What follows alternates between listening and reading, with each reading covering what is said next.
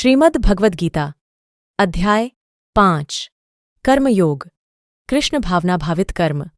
अर्जुन बोले, हे कृष्ण, आप कर्मों के संन्यास की और फिर कर्मयोग की प्रशंसा करते हैं, इसलिए इन दोनों में से जो एक मेरे लिए भलीभांति निश्चित कल्याणकारक साधन हो, उसको कहिए।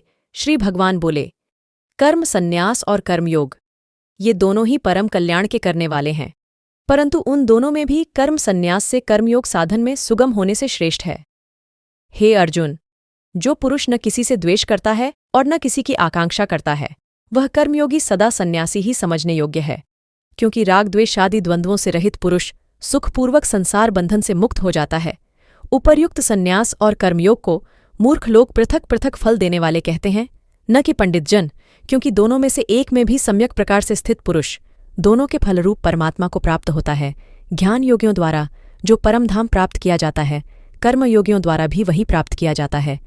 इसलिए जो पुरुष ज्ञानयोग और कर्मयोग को फलरूप में एक देखता है, वही यथार्थ देखता है।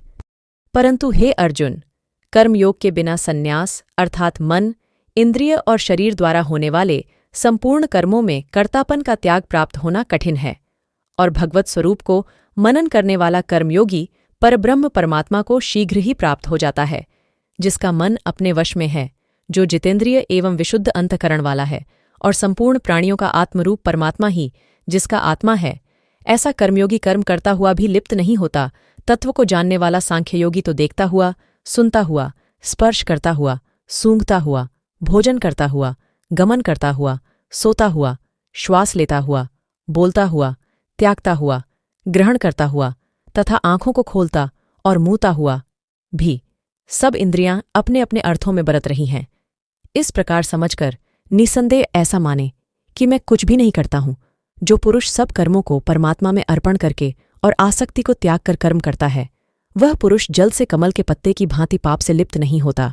कर्मयोगी ममत्व बुद्धि रहित केवल इंद्रिय, मन, बुद्धि और शरीर द्वारा भी आसक्ति को त्याग कर अंतःकरण की शुद्धि के लिए कर्म करते हैं।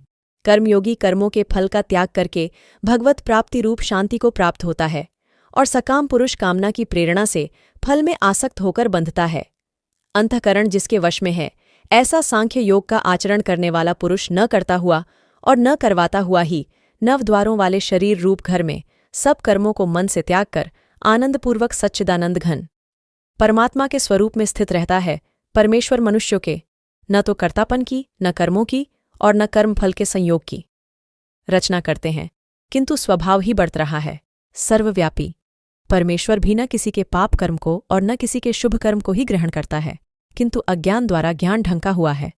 होसी से सब अज्ञानी मनुष्य मोहित हो रहे हैं, परंतु जिनका वह अज्ञान परमात्मा के तत्व ज्ञान द्वारा नष्ट कर दिया गया है, उनका वह ज्ञान सूर्य के सदृश उस सच्चिदानंद घन परमात्मा को प्रकाशित कर देता है, जिनका मन तद्रूप हो रहा है, जिनकी बुद्धि तद्रूप हो रही है, और सच्चिदानंद घन परमात्मा में ही जिनकी निरंतर एक ही भाव से स्थिति है। ऐसे तत्परायण पुरुष ज्ञान द्वारा पापरहित होकर अपुनरावृत्ति को अर्थात परमगति को प्राप्त होते हैं। वे ज्ञानीजन विद्या और विनय युक्त ब्राह्मण में तथा गौ, हाथी, कुत्ते और चांडाल में भी समदर्शी ही होते हैं। जिनका मन संभव में स्थित है, उनके द्वारा इस जीवित अवस्था में ही संपूर्ण संसार जीत लिया गया है, क्योंकि सच्चिदानंद घन परमात्मा निर्दोष और सम है। इससे वे सच्चिदानंद घन परमात्मा में ही स्थित हैं। जो पुरुष प्रिय को प्राप्त होकर हर्षित नहीं हो और अप्रिय को प्राप्त होकर उद्विग्न न हो, वह स्थिर बुद्धि, संशय रहित ब्रह्मवेत्ता पुरुष सच्चिदानंद घन परब्रह्म परमात्मा में एक ही भाव से नित्य स्थित है। बाहर के विषयों में आसक्ति रहित अंतःकरण वाला साधक आत्मा में स्थित जो ध्यानजनित सात्विक आनंद है, उसको प्राप्त होता है। तदनंतर वह सच्चिदानंद घन परब्रह्म परमात्मा के ध्यान रूप योग में अभिन्न भाव से स्थित पुरुष अक्षय आनंद का अनुभव करता है।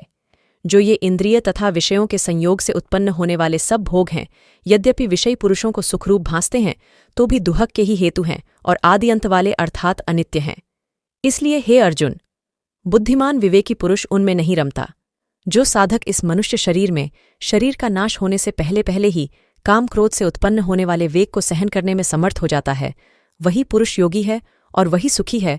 जो पुरुष अंतरात्मा में ही सुख वाला है, आत्मा में ही रमण करने वाला है तथा जो आत्मा में ही ज्ञान वाला है, वह सच्चिदानंद घन परब्रह्म परमात्मा के साथ एक ही भाव को प्राप्त सांख्य योगी शांत ब्रह्म को प्राप्त होता है, जिनके सब पाप नष्ट हो गए हैं, जिनके सब संशय ज्ञान द्वारा निवृत्त हो गए हैं, जो संपूर्ण प्राणियों के हित में रत हैं और जिनका जीता हुआ मन निश्चल भाव से परमात्मा में स्थित है, वे ब्रह्मवेत्ता पुरुष शांत ब्रह्म को प्राप्त होते हैं। काम क्रोध से रहित, जीते हुए चित्त वाले, परब्रह्म परमात्मा का साक्षात्कार किए हुए ज्ञानी पुरुषों के लिए सब ओर से शांत परब्रह्म परमात्मा ही परिपूर्ण है। बाहर के विषय भोगों को न चिंतन करता हुआ बाहर ही निकालकर और नेत्रों की दृष्टि को भ्रिकुटी के बीच में स्थित करके तथा नासिका में विचरने वाले प्राण और अपान वायु को सम करके, जिसकी इंद्रियां मन और बुद्धि जीती हुई हैं, ऐसा जो मोक्षपरायण मुनि परमेश्वर के स्वरूप का निरंतर मनन करने वाला, इच्छा, भय और क्रोध से रहित हो गया है, वह सदा मुक्त ही है। मेरा भक्त मुझको सब यज्ञ और तपों का भोगने वाला, संपूर्ण लोकों के ईश्वरों का भी ईश्वर तथा संपूर्ण भूत प्राणियों का सुहृद अर्थात स्वार्थ रहित दयालु और प्रेमी, ऐसा तत्व से जानकर शांति को प्राप्त होता है। ओम तत्सदिति श्रीमद्भगवद्गीता सूपनिषत्सु ब्रह्म विद्यायां योगशास्त्रे श्रीकृष्ण अर्जुन संवादे कर्म संन्यासयोगो नाम पंचमोऽध्यायः।